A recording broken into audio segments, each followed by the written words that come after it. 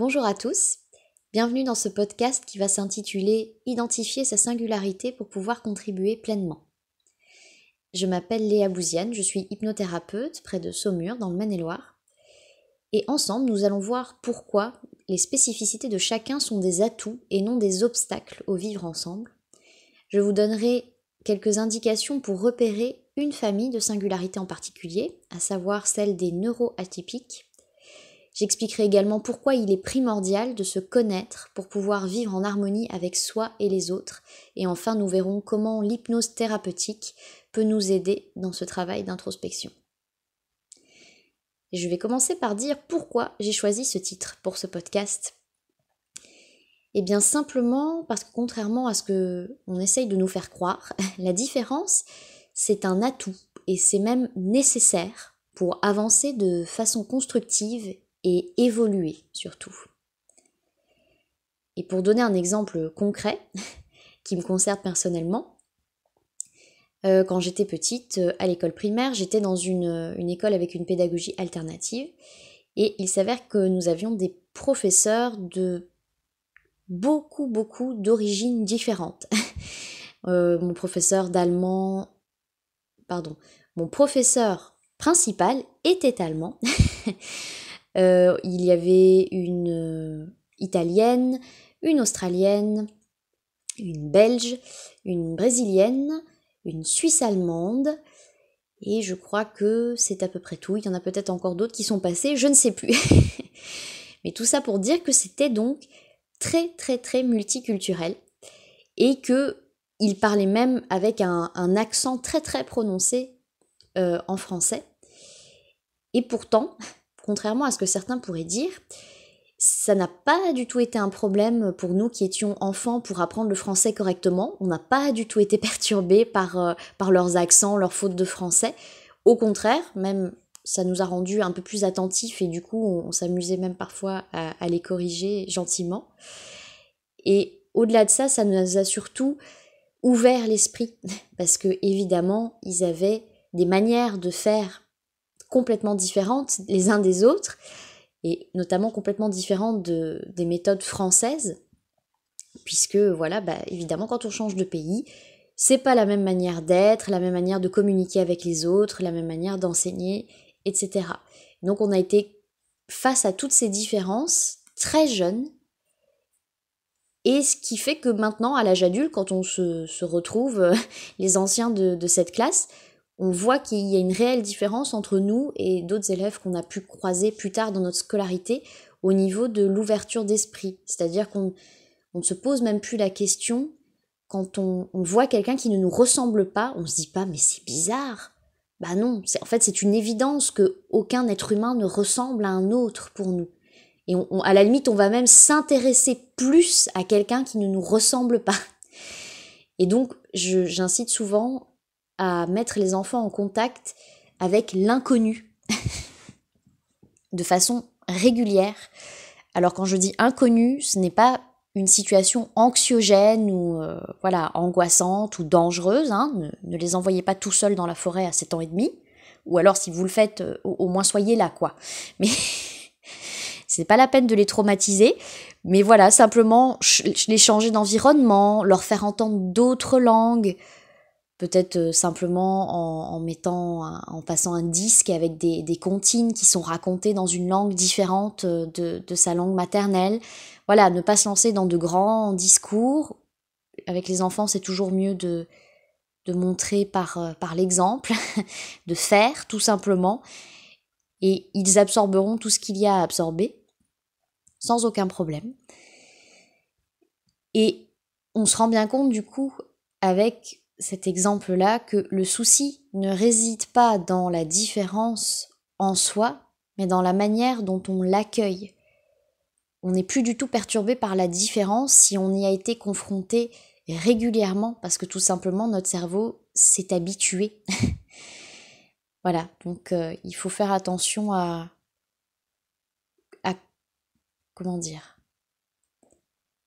comment on forge notre cerveau dès l'enfance, parce que c'est ça qui déterminera nos réactions une fois adultes face à l'altérité. Mais donc, on parle de différence, encore faut-il savoir identifier sa propre singularité pour pouvoir la mettre à profit pleinement et ne pas se laisser submerger, mais en fait être conscient de notre être et surtout l'aimer au sens large du terme. Je vais commencer par parler donc d'une singularité en particulier, comme je le disais plus haut, et c'est les neuroatypiques. Pourquoi celle-ci en particulier ? Simplement parce que c'est celle que j'ai le plus côtoyée dans mon existence et que je suis également personnellement concernée en tant que haut potentiel. Tout d'abord, ma définition personnelle des neuroatypiques.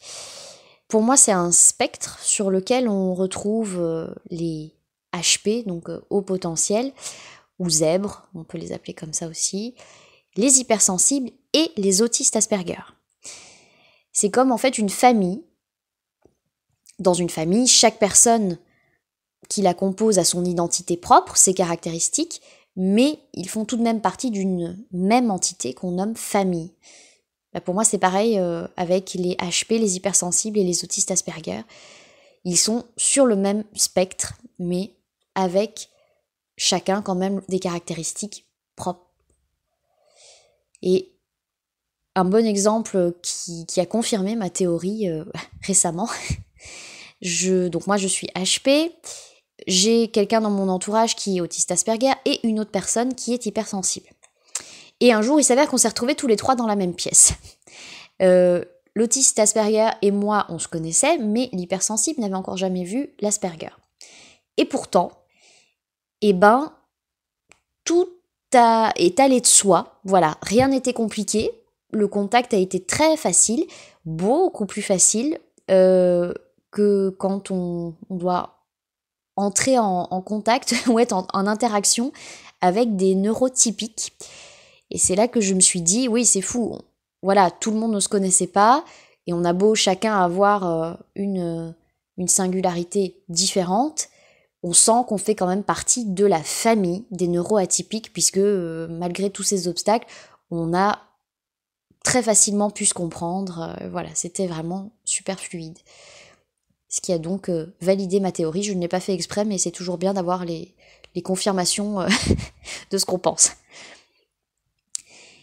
Et maintenant, on va un peu parler de comment on peut repérer ces neuroatypiques dans notre entourage, ou même se repérer soi-même, j'ai envie de dire, sans avoir forcément recours aux tests, qui sont malheureusement encore peu fiables, dès qu'on ne rentre pas dans la norme. Alors, c'est un comble, puisque c'est parce qu'on ne rentre pas dans la norme qu'on va faire ce type de test, et pourtant, on peut quand même passer à côté, parce que dans ces tests, il y a quand même une norme à respecter si on veut avoir un résultat probant.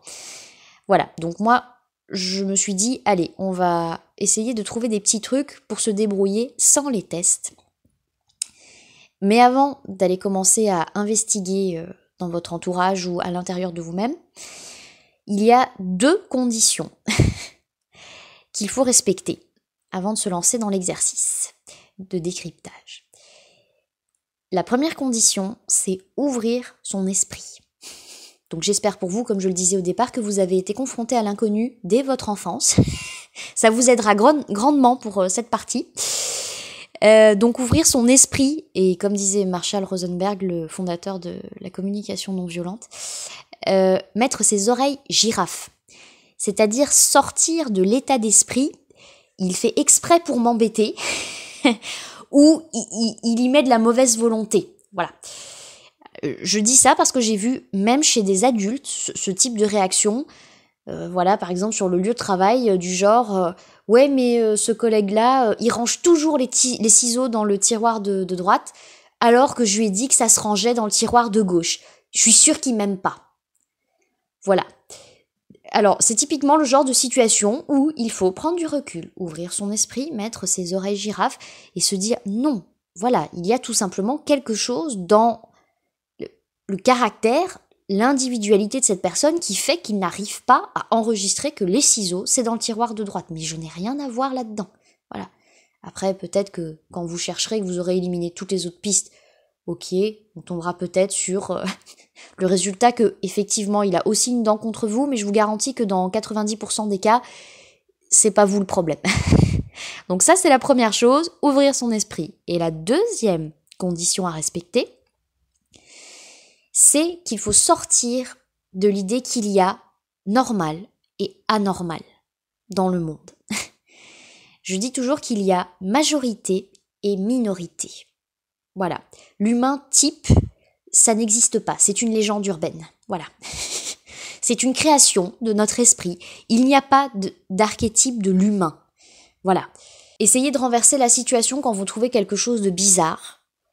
Dites-vous toujours que celui d'en face vous trouve tout aussi bizarre. Et que du coup, si vous êtes tous les deux bizarres, peut-être qu'au final, la bizarrerie, ça n'existe pas du tout et que ça n'est qu'une vue de l'esprit.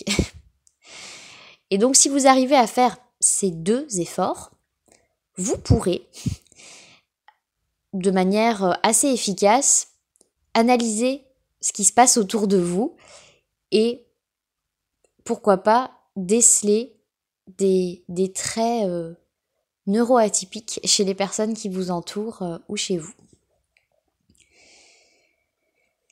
Donc, je vais donner d'abord des indications pour déceler les HP,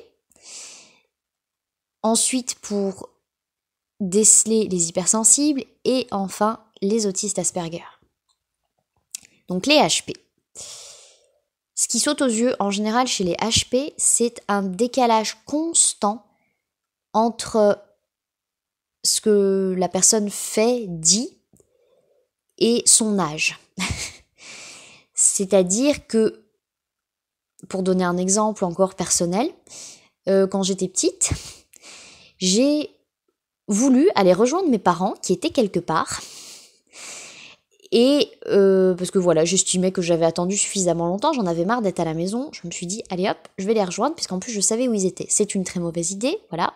Mais même quand on est HP, la preuve, on fait des choses aussi d'enfants, c'est-à-dire, voilà, vouloir faire des trucs un peu dangereux sans forcément réfléchir aux conséquences. Et donc avant de partir, j'ai quand même voulu laisser un mot pour, au cas où ils revenaient, alors que moi je n'étais plus dans la maison, qu'ils sachent où je suis. Et en prenant le post-it et le stylo, je me suis d'un coup rendu compte que je ne savais pas encore écrire. J'avais 5 ans à l'époque. Je ne savais pas écrire à part mon prénom. Donc j'ai pesté comme une folle devant ce post-it pendant quelques minutes en me disant « mais c'est dingue ça, je connaissais l'alphabet, mais j'ai dit oui, A, B, C, D, ça ne me sert strictement à rien. Bon sang, qu'est-ce que je vais faire ?» Et donc j'ai fini par écrire uniquement mon prénom sur le post-it et je me suis dit croisons les doigts pour qu'ils comprennent qu'ils réfléchissent un petit peu. Voilà, ça c'est un exemple. Un autre où je venais d'arriver à la maternelle, donc là j'étais beaucoup plus jeune, j'avais 2 ans et demi à peu près, et je me suis approchée d'un enfant pour lui demander si je pouvais jouer avec lui. Et apparemment à l'époque, même à cet âge-là, je parlais vraiment très très bien, c'est-à-dire mes phrases étaient construites comme celle d'un adulte, voilà, c'était assez poussé chez moi le langage pour mon âge. Et donc je m'approche de l'enfant et je lui demande, je fais une phrase complète, je ne sais plus exactement, mais en gros, bonjour, je m'appelle Léa, est-ce que tu es d'accord pour que je joue avec toi ? Alors silence, le petit garçon, c'était un garçon, me regarde, et en fait ce qui sort de sa bouche comme réponse, c'est un aga, voilà, c'était pas des mots, c'était du babillage, quoi. Et je me suis dit, ah oui, ça va être long.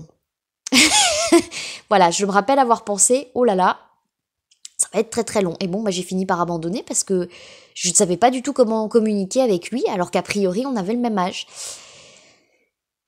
Et un troisième exemple, pour finir, c'est quand j'étais petite, j'étais dans la salle de bain avec ma mère qui était en train de me couper les ongles. Et d'un coup, comme ça, sorti de nulle part, donc pareil, j'avais 2 ans et demi, je lui demande « Maman, comment ça a commencé le monde ?» Alors pour les parents qui ont eu le cas avec leurs enfants et qui ne se sont pas pu se poser la question que ça, je vous l'annonce, à 2 ans et demi, c'est pas courant. Un enfant qui demande à ses parents comment le monde a commencé. Par monde, j'entendais l'univers, quoi, tout ce bazar, toi, moi, la terre, tout ça. Normalement, à 2 ans et demi, l'enfant n'a même pas conscience qu'il est sur une planète, dans une ville, dans un pays. Enfin voilà, tout ça, ça n'existe pas dans sa tête. Donc voilà, tout ça, ce sont des petits exemples pour montrer cette histoire chez les HP de décalage entre ce qu'ils font, ce qu'ils disent et leur âge, voilà, qui ne correspond pas du tout à la moyenne, on va dire, à la majorité. Il y a aussi le fait qu'ils se sentent constamment à côté de la plaque. Alors il y a plein de formulations possibles, mais voilà, se sentir à part, en marge des autres, comme s'il y avait un mur invisible qui les séparait du reste du monde. Voilà, il n'y a rien, mais n'empêche, ils se cognent dans quelque chose d'invisible qu'ils n'arrivent jamais à franchir pour entrer en lien avec les autres. Ou alors, voilà, ils disent qu'ils se sentent pas à leur place. Comme je dis, il y a des tas de formulations possibles. Ça dépend des personnes. En fait, ils ne comprennent pas le fonctionnement des autres, alors que pourtant, ils ont une très très grande capacité d'empathie. Donc en fait, ils en souffrent parce qu'ils aimeraient sincèrement être en lien avec les autres, mais ils n'y arrivent pas. Il y a une barrière impossible à franchir. Ils ont beau essayer, il y a un truc qui colle pas. Et je préciserai qu'il ne faut pas se fier aux apparences, parce qu'il y a les masques.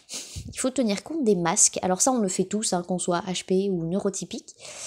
Voilà, ce qu'on appelle un masque, c'est une personnalité, on va dire, qu'on a mis en place quand on est en société, avec des gens en qui on n'a pas forcément confiance, type les collègues de travail.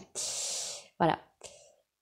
Et pour réussir à passer au-delà de ce masque, parce que du coup, le masque peut permettre de cacher tous ces traits de haut potentiel que je viens de décrire, parce que l'enfant, souvent petit, sent bien justement qu'il y a quelque chose qui colle pas. Et donc, comme c'est typiquement humain de vouloir entrer dans le moule, il a cherché à gommer toutes ces différences avec les autres, et donc il s'est fabriqué un masque. Et pour que ce masque tombe un petit peu, il faut absolument mettre en confiance. Et comment on peut faire ça? C'est en n'ayant aucune attente. Simplement écouter l'autre. Voilà, le laisser se raconter. Moi, en tant que thérapeute, à la première séance, on ne fait que discuter, je demande un peu à la personne de me raconter toute sa vie, d'un bout à l'autre, et j'écoute en fait vraiment sans aucune attente. Je ne cherche pas à orienter la discussion. Voilà, j'y vais pas en mettant les pieds dans le plat. Si je démarre la conversation en ayant une idée de la finalité dès le départ, c'est foutu, parce qu'il va me sentir venir. Son subconscient va me sentir venir, et alors là, vous pouvez toujours courir pour que le masque tombe. Et soyez aussi attentifs aux détails, à la manière de formuler, parce que parfois, je pense notamment à une patiente que j'ai eue, qui ne venait pas du tout me voir parce qu'elle était HP ou quoi que ce soit, mais que je trouvais justement très très fermée, très froide, il y avait quelque chose de très dur, mais je ne me suis pas posé plus de questions que ça, et je l'ai laissé parler, me raconter sa vie, et à un moment, dans toute la conversation, elle sort juste une phrase, elle me dit « J'étais une enfant un peu dans sa bulle ». Et ting, la lumière s'est allumée dans ma tête, je me dis « C'est ça ». Après quelques phrases plus loin, elle rajoute que elle s'est toujours ennuyée à l'école, et qu'elle passait son temps à lire, mais très très petite. Et voilà, je me suis dit, ok, c'est une HP qui en fait a mis un masque, voilà, de froideur, de dureté, pour en fait se protéger et ne pas montrer qu'elle avait quelque chose qui ne ressemblait pas aux autres enfants. Voilà, donc ça, c'est les petits trucs pour repérer des HP ou des zèbres. Ensuite, les hypersensibles. Alors chez eux, tout ce qui est émotionnel et sensoriel est exacerbé, à tel point que ça peut parfois être invivable pour la personne. Donc comme exemple, on a les coutures de chaussettes, la sensation sur les orteils. ça peut être dérangeant. Ou les étiquettes qu'on ne coupe pas dans les vêtements, ça peut être insupportable pour eux, la sensation sur la peau. Les odeurs trop fortes, je pense notamment à quelqu'un que je connais qui ne supporte pas l'odeur des cornichons ou du dentifrice à la menthe. Voilà. Ça paraît bête, on se dit, parfois, mais il est dingue. Alors non. Oui, il le fait exprès pour m'embêter. Non, comme je le disais plus haut, non. Car dans 90% des cas, la réponse n'est pas « il fait ça pour vous embêter ». Donc voilà, c'est simplement une hypersensibilité. Et croyez-moi, ça le dérange autant que vous. Après, au niveau émotionnel, c'est des vraies éponges. Exemple, s'il y a une mauvaise ambiance au bureau un jour, eux, ils arrivent, ils sont en super forme le matin, et bim, il s'avère que tout le monde fait la gueule parce que, voilà, je ne sais pas ce qui s'est passé, et pouf, ça va complètement les plomber, voire ils vont ressortir de là encore plus de mauvais poils que tous les autres, alors que eux, au début de la journée, ça allait parfaitement bien, et que même en rentrant le soir, la mauvaise humeur va mettre du temps à passer, ils vont même être un peu déprimés. Voilà, tout simplement parce qu'ils ont absorbé en gros toutes les mauvaises ondes de l'intégralité du bureau, quoi. Il y a pas de barrière. C'est pas qu'ils ont des perceptions, ils sont la perception. Ils deviennent perception. Et il y a aussi, encore pour donner un exemple, c'est des personnes qui croient très facilement que vous êtes en train de vous énerver, alors que vous avez peut-être tout simplement une discussion animée. Mais eux vous disent « t'énerve pas » ou « crie pas, c'est bon ». Et vous allez les regarder, mais je m'énerve pas. Voilà, donc ça peut être un peu des signes que vous avez un hypersensible en face de vous.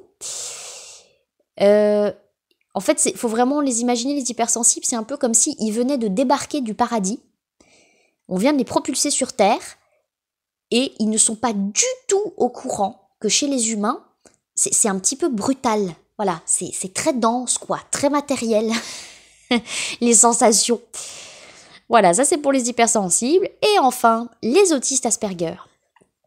Alors eux, il faut considérer que c'est un humain à l'état brut, sans conditionnement. Un peu comme un enfant, en fait, qui n'a pas encore les codes, qui n'a pas été socialisé. Sauf que, évidemment, ils ont quand même plus d'une maturité d'adulte, mais voilà, c'est au niveau de la socialisation, ça ressemble un peu à un enfant. C'est vraiment, ils sont à l'état brut. Et pour eux, c'est vraiment impossible de comprendre les codes, les codes sociaux. Et s'ils ne les comprennent pas, en fait, ils ne font pas. Il faut vraiment réussir à éveiller leur intérêt, on va dire. Moi, souvent, ce que je fais, c'est que je leur explique, par exemple, s'ils ont du mal à dire merci. Je leur dis, en fait, tu sais, si tu dis pas merci, la personne risque d'être triste parce qu'en fait, elle va croire que ça te plaît pas, ce qu'elle t'a offert, ou que t'es pas content, ou que t'es de mauvaise humeur. Et alors là, peut-être, ils vont se dire, ah, d'accord. Donc c'est peut-être intéressant, effectivement, de dire merci, parce que j'ai pas envie que l'autre soit triste, parce que on croit toujours, il y a une misanthropie apparente chez les autistes Asperger, mais pas du tout. En fait, ils sont très intéressés par les autres, et ils ont envie d'être en lien, et un peu comme les HP, ça les rend tristes quand ils n'arrivent pas à communiquer avec autrui, même si ça ne se voit pas nécessairement.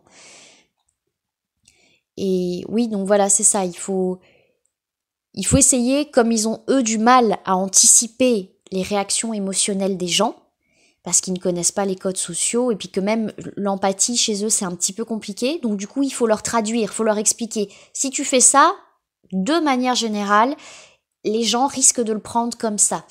Et une fois que vous lui avez expliqué ça, ok, alors il peut mettre en place des automatismes, des normes sociales, voilà. Parce que vous lui aurez expliqué le pourquoi du comment. Mais juste lui dire sans explication, tu dis bonjour, tu dis merci, tu dis au revoir, alors là, vous pouvez toujours courir. Voilà. Et en fait, on peut vraiment considérer que c'est comme s'ils étaient programmés pour ne pas être conditionnés bêtement. Et parfois, c'est un avantage, contrairement à ce qu'on peut croire. Car il y a de nombreux conditionnements ou conventions sociales qui empêchent des relations saines et authentiques. Pour donner un exemple qui m'arrive très très régulièrement, c'est celui de vous arrivez chez quelqu'un, il vous propose à boire, et moi, ça m'arrive souvent, j'ai pas soif, du coup je dis non merci. Que n'ai-je pas dit? Crime de lèse-majesté, parce qu'en fait c'est une fausse question. On vous propose à boire, vous êtes censé dire oui. C'est une convention sociale, c'est poli. Oui, or, moi, si je n'ai pas soif, voilà, j'ai beau ne pas être autiste Asperger, moi, si j'ai pas soif, je bois pas, en fait, même pour faire plaisir. Et du coup, moi, je trouve ça super de remettre en question tous ces conditionnements, parce que, comme je dis, c'est pas sain. Parce qu'imaginez si pour quelque chose d'aussi anodin, en fait, on apprend aux enfants que, on ne respecte pas ta volonté. En fait, ça n'a pas d'importance que tu dises oui ou non. C'est une question pour la forme. En fait, si, t'es censé dire oui, tu veux quelque chose à boire ou quelque chose à manger. C'est grave d'un point de vue respect du consentement. On parle beaucoup de consentement en ce moment. Là, c'est dans une situation bénigne.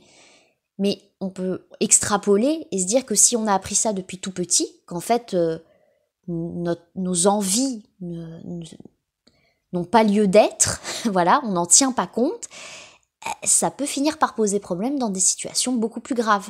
Voilà, on aura du mal à dire non parce qu'on a été tellement conditionné dans le fait de dire non, c'est pas gentil, c'est mal poli, voilà, et qu'on a fondamentalement envie d'être gentil parce qu'on veut être aimé, parce qu'on a été conditionné dans le schéma si tu es gentil, alors je t'aimerai. Voilà, même sans le faire exprès, hein, ça c'est... Ne vous culpabilisez pas les parents, on ne le fait pas exprès, c'est vraiment une manière de penser qui est très très ancrée en nous, et une manière de faire, d'éduquer. Et donc pour modifier ça, je conseille d'aller faire un tour du côté de la communication non violente. Voilà, qu'on n'a pas besoin d'être dans ce mécanisme de récompense-punition.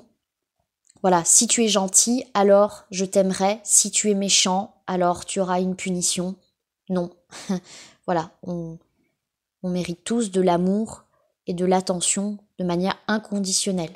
Il ne faut pas y mettre de conditions. Mais bref.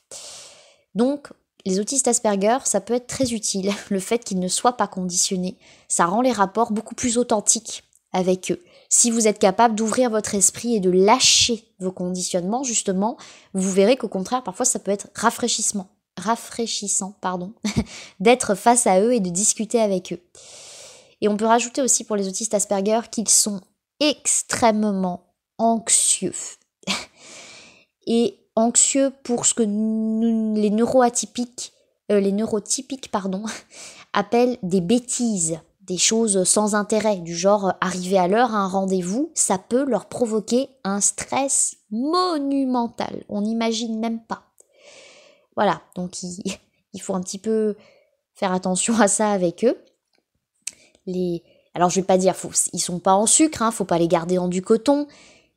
Mais voilà, essayez, soyez pas du genre à démarrer à la dernière minute de chez vous et à lui dire mais c'est pas grave, t'inquiète, même si on a 5 minutes de retard, ça se trouve l'autre aussi sera en retard. Oui, non, là, il risque de vous faire une petite crise. Voilà, ça, pour moi, ça fait partie des choses à respecter, pas trop dur pour que l'autre se sente bien et que vous ne soyez pas trop dérangé non plus. Voilà. Il y a toujours moyen de trouver un juste milieu pour que chacun y trouve son compte, sans que l'un des deux soit frustré. Et je fais une petite parenthèse qui, cette fois, concerne les trois, donc les HP, les hypersensibles et les autistes Asperger, c'est les TOC. Ça peut arriver pour les trois, voilà, que les personnes aient des TOC, et c'est pas grave. Voilà, pour donner une explication, les TOC, ça vient simplement d'un trop gros niveau d'anxiété. Voilà, tout simplement, c'est de l'anxiété. Donc si vous calmez l'anxiété, les TOC se calmeront d'eux-mêmes. C'est en fait le TOC, c'est vouloir essayer de maîtriser son environnement pour calmer leur anxiété. du fait, en fait l'anxiété vient du fait qu'ils sentent bien que le monde autour d'eux est incontrôlable par définition, parce que c'est vivant, qu'on ne contrôle pas tout dans le vivant. Et donc ça leur crée une telle angoisse, une telle anxiété qu'ils essayent de le maîtriser par des moyens qui semblent dérisoires, du genre vérifier 10 fois qu'on a éteint la lumière. Mais voilà, c'est leur manière en fait d'essayer de se calmer intérieurement. Donc si vous trouvez un moyen pour les apaiser, les TOC se calmeront d'eux-mêmes. Avoir des TOC, ça ne veut pas dire être bon pour l'asile psychiatrique. Voilà. C'était une petite précision que je voulais faire parce que je sais que ça fait paniquer beaucoup de monde. Et pour finir, si vous n'arrivez pas à savoir lequel des trois c'est, voilà, lequel des trois auquel des trois types la personne correspond ou vous-même auquel des trois vous correspondez, c'est pas grave. On s'en fiche, voilà. L'important c'est se dire ok il est dans la famille des neuroatypiques, à savoir si c'est un HP, un hypersensible, un autiste Asperger, ça on s'en fiche un petit peu, c'est pas du tout dramatique. Et une fois que vous avez utilisé ces petits trucs, ou même si vous êtes allé faire un test et que vous avez votre certificat de bizarrerie entre guillemets, parce qu'on a maintenant établi que bizarre ça n'existe pas vraiment, c'est souvent là que ça pêche un peu, qu'il y a un instant de flottement. Parce que oui, d'accord, super, on a fait le diagnostic, et maintenant? Juste le savoir, ça n'aide pas ou peu. En tout cas, pas pendant très longtemps. Maintenant, ce qu'il faut faire, c'est apprivoiser cette singularité. Et à partir de là, je vais commencer à parler en fait pour tout le monde. Pas juste les neuroatypiques, les neurotypiques aussi, tout le monde, tous les êtres humains. Parce qu'il n'y a pas que les neuroatypiques qui ont besoin de se connaître. C'est essentiel pour n'importe qui. Et ça passe, le fait de se connaître, ça passe par le développement personnel, l'introspection, absolument. Et notamment la thérapie. Et la thérapie, c'est pas seulement régler un problème, c'est apprendre à se connaître en fait. C'est se découvrir, c'est avoir de la curiosité sur soi-même en fait. Et refuser de faire une introspection, c'est comme demander à être lâché dans une forêt, les mains liées et les yeux bandés, en disant « t'inquiète, ça va le faire ». Oui, certes, il y a quand même beaucoup de chances que vous preniez un arbre. Je dis ça, je dis rien. C'est ne pas vouloir faire d'introspection, c'est se lancer dans une aventure sans avoir les moyens pour l'appréhender. c'est croire que vivre, ça se fait tout seul, c'est un leurre. Croire que c'est automatique, c'est faux. On peut fonctionner de manière instinctive, mais vivre pleinement de façon constructive, c'est-à-dire faire les choses en conscience et apprendre, ça demande un travail sur soi. Car il faut déconstruire toutes les croyances qu'on nous a inculquées, bonnes ou mauvaises, et choisir ce qu'on garde et ce qu'on jette, pour retrouver le vrai moi, en fait, ce qu'on est à l'origine, avant tous les conditionnements dont je parlais plus tôt. Car en fait, le mode d'emploi qu'on a, c'est pas le nôtre, puisqu'au début de notre vie, il est nécessaire que nous soyons influençables pour que l'on puisse apprendre des gens qui nous entourent. Mais une fois adultes, il faut se rendre compte que notre mode de fonctionnement est pour la plupart acquis et pas du tout inné, et donc rarement en adéquation avec notre nature profonde, car c'est le mode d'emploi de quelqu'un d'autre, souvent des personnes qui nous ont élevés, et qu'aucun humain ne ressemble à un autre, donc on ne peut pas se contenter de faire du copier-coller avec le mode de pensée d'un autre. C'est d'ailleurs pour ça qu'on finit par aller voir un thérapeute en général, parce qu'on a l'impression de ne plus être maître de sa vie. On fait des choses qui ne nous ressemblent pas, à force de répéter des schémas qui ne sont pas les nôtres. Et j'insiste encore sur le fait que ça ne concerne pas uniquement les personnes ayant eu des enfances difficiles ou de gros traumatismes, ça vaut pour chaque être humain sur cette terre. Et je rajouterai une particularité pour les neuroatypiques, en plus du travail d'introspection. Les neuroatypiques, il faut absolument qu'ils trouvent des gens qui leur ressemblent.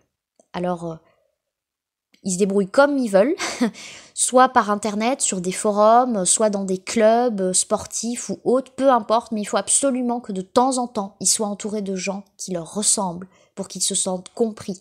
Sinon, il y a un gros risque de se sentir infiniment seul pour les neuroatypiques. Voilà, parce qu'ils ont l'impression en fait en permanence d'être sur une autre planète avec des gens qui parlent une langue très bizarre et ils n'ont pas du tout le dictionnaire pour décoder cette langue. Voilà, je vous laisse imaginer un petit peu à vous ce que ça vous ferait si ça vous arrivait. Maintenant qu'on a parlé de la thérapie en général, on va se concentrer sur la méthode que je pratique, à savoir l'hypnose thérapeutique. D'abord, c'est quoi l'hypnose ? Eh ben, c'est un état de conscience modifié. C'est pas du sommeil, même quand on les voit dire dormez dans les spectacles d'hypnose, la personne ne dort pas du tout. En fait, c'est un état entre l'éveil et le sommeil. Voilà, une espèce d'état entre deux. Et dans cet état de conscience modifié, il y a 6 niveaux de profondeur. Le niveau le plus léger, c'est ce qu'on appelle l'auto-hypnose. Et ça, c'est quelque chose de complètement naturel qu'on fait plusieurs fois par jour sans s'en rendre compte. Pour donner un exemple, c'est quand on est en voiture, par exemple, et d'un coup, on se dit « Mince, il était vert ou il était rouge le feu là que je viens de passer ?» Ou alors, je suis déjà arrivée à la maison, je suis passée par où ? Voilà, c'est les moments où on peut dire on a été en pilote automatique, où j'étais dans la lune, où je pensais à autre chose. Ça, c'est de l'auto-hypnose en fait. Donc voilà, c'est un état que notre cerveau connaît. Il fait ça souvent pour en fait se reposer tout simplement. C'est un peu un moyen de mettre le cerveau en veille pour faire une pause durant la journée. Ça, c'est le niveau de profondeur le plus léger. Le niveau le plus profond, c'est celui qu'on utilise en chirurgie, c'est pour remplacer l'anesthésie, ce qui est très utile pour s'éviter toutes les substances qu'il y a dans l'anesthésie générale et qui sont assez mauvaises pour l'organisme. En fait, tout simplement, avec l'hypnose, on coupe le signal, en fait, qui est censé remonter jusqu'au cerveau pour dire « Aïe, j'ai mal ». Donc du coup, on ne sent pas la douleur, on sent juste que quelqu'un nous touche, mais ça s'arrête là. Juste avant le niveau de profondeur de la chirurgie, il y a celui de l'hypnose de spectacle. Donc l'hypnose de spectacle, c'est un niveau très profond. C'est pour ça qu'en général, les gens ne se souviennent pas de ce qu'ils ont fait dans un spectacle, qu'on peut leur faire un peu tout et n'importe quoi. C'est parce que vraiment, ils sont très loin dans la transe hypnotique. Et au milieu de cette échelle de profondeur, il y a l'hypnose thérapeutique. Donc en hypnose thérapeutique, on se souvient de tout. Vous pouvez bouger si vous en avez envie. Voilà, vraiment c'est un peu comme une séance de relaxation, comme de la méditation pour ceux qui connaissent, ou même quand vous allez vous faire masser dans un institut de beauté, vous pouvez être un peu comme si vous étiez en fait en séance d'hypnose thérapeutique. Mais alors du coup, on peut se demander si ça ressemble à aller se faire un massage ou à de la relaxation, c'est quoi la différence entre aller écouter une vidéo de méditation et faire de l'hypnose thérapeutique? En hypnose thérapeutique, ce qu'on va faire, c'est qu'on va faire communiquer le conscient et le subconscient. Le subconscient dans votre cerveau, c'est le siège des croyances et des habitudes. Donc dans les croyances, vous avez, je sais pas, par exemple, je mets pas de jupe courte parce que mes genoux sont moches. Ou le rouge, ça me va pas. Ou moi, je me mettrai jamais en couple parce que de toute façon, c'est trop enfermant pour moi, j'ai besoin de liberté. Voilà, tout ça, c'est des croyances qui viennent de toutes vos expériences de vie. Et les habitudes, il y a j'accroche toujours la laisse du chien à la porte d'entrée, je coupe les tomates en dés, pas en rondelles, le café est rangé dans le placard de gauche, voilà. Tout ça, c'est des habitudes. Et donc, avec ces croyances et ces habitudes, le subconscient va fabriquer un petit manuel qui s'appelle « Vivre sa vie selon un tel ou un tel ». Sauf que ce petit manuel, le subconscient, il ne le met jamais à jour parce qu'il n'en a pas la capacité. Donc si, par exemple, à 5 ans, vous avez parlé devant vos camarades de classe et que pour une raison X ou Y, ça les a fait rire, et que vous vous êtes senti mal, parce que vous vous êtes dit « Mince, mais pourquoi il rigole? Mais ça se trouve, je parle pas bien, ou il y a quelque chose qui va pas, ou bah, en tout cas, vous vous êtes pas senti bien, le subconscient a enregistré « Ok, quand on parle devant des gens, c'est désagréable, on ne fait plus ça, point. » Résultat des courses, à 45 ans, vous ne savez pas pourquoi, dès qu'il s'agit de parler devant plus de 3 personnes, vous commencez à paniquer, alors qu'on n'arrête pas de vous dire que vous vous exprimez très bien, qu'il n'y a pas de souci, qu'il n'y a pas de raison de vous inquiéter. Et vous avez beau vouloir vous calmer, consciemment, ça ne marche pas. Pourquoi ça ne marche pas? Simplement parce que le subconscient, c'est le conservateur de la bande, en fait, dans votre cerveau. C'est celui qui dit, typiquement, on a toujours fait comme ça, je vois pas pourquoi on ferait autrement. Et lui, voilà, il ne cherche pas en fait à faire votre bonheur, il cherche juste à ce que vous surviviez, que vous soyez vivant. Après le reste, heureux, pas heureux, ça lui est complètement égal. Voilà. Donc il va rester sur ses premières expériences dans tous les domaines. Or, votre conscient, lui, ça l'importe que vous soyez heureux. Du coup, ça crée un conflit intérieur. Parce que voilà, entre le conscient et le subconscient, celui qui veut que vous soyez heureux et celui qui s'en fiche complètement, qui veut juste que vous arriviez à fonctionner à peu près normalement. Et c'est d'ailleurs le phénomène des bonnes résolutions du nouvel an. Au début du mois de janvier, on est tout content, on se dit « Allez, je vais faire ça, je vais faire ci, je vais faire ça, ça va le faire. » Ok, ça c'est votre conscient qui l'a décidé. Puis en général, 15 jours plus tard, le subconscient revient de vacances et voit tous les changements que votre conscient a mis en place. Et il se dit, mais pas du tout. Non. Qu'est-ce qu'il m'a fait celui-là? On va tout remettre comme c'était avant. Parce qu'en fait, il veut rester dans ses habitudes, le conservateur. Donc même si votre habitude, c'est d'être en dépression 1 jour sur 3, c'est pas grave, lui, ça le rassure. C'est les habitudes. Donc c'est ça qu'on va faire en fait en hypnose thérapeutique. C'est faire communiquer le conscient et le subconscient, enfin les mettre en lien, qui se rencontrent, de manière apaisée, j'ai envie de dire, dans un cadre pacifié, pour qu'ils discutent et que le conscient, en fait, joue le rôle de l'adulte face au subconscient, qui est l'enfant, en fait, et qu'il lui explique, mais tu sais, maintenant, on est grand, la situation a changé, on a d'autres outils, donc tu vas pouvoir mettre le manuel à jour, et ça va aller, je t'assure que ce coup-là, on va y arriver. Puis en plus, la thérapeute, nous a donné des petits trucs. Donc, normalement, là, ça devrait bien se passer. Vas-y, prends-moi la main, je te tiens. Et on y va. Et petit à petit, au fur et à mesure des séances, on va pouvoir mettre le manuel à jour, histoire que vous soyez enfin en phase avec ce que vous êtes à l'instant T et avec la vie que vous avez envie d'avoir. C'est comme si on coupait le pilote automatique et que vous redeveniez enfin le pilote de l'avion, quoi. Ça y est, vous êtes le pilote de votre existence, enfin.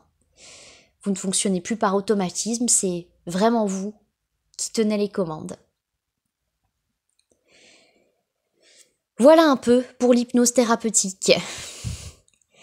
Et donc, vous pourrez retrouver un petit enregistrement de relaxation par l'hypnose que j'ai fait. Donc comme ça, vous pourrez un peu tester les sensations et peut-être lâcher certains a priori que vous avez sur l'hypnose. Et pourquoi pas vous détendre après une longue journée harassante. Pour conclure tout ça, je donnerai une dernière anecdote que j'ai eue avec un patient qui se trouvait extrêmement bizarre et qui du coup en arrivait à se détester parce qu'il se trouvait si étrange.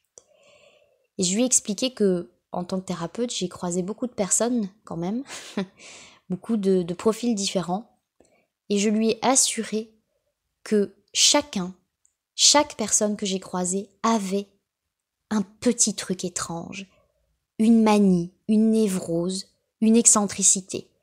Et que donc au final, si tout le monde a quelque chose de bizarre, est-ce que bizarre existe vraiment? Est-ce que c'est peut-être pas simplement un autre mot pour dire humain? Voilà. Sur le coup, j'ai eu l'impression que ça avait allumé une petite lumière dans sa tête, et j'espère que ça sera le cas pour vous aussi. Voilà, merci de m'avoir écouté. Et j'espère que tous ces petits conseils, ces petites informations vous seront utiles. Au revoir.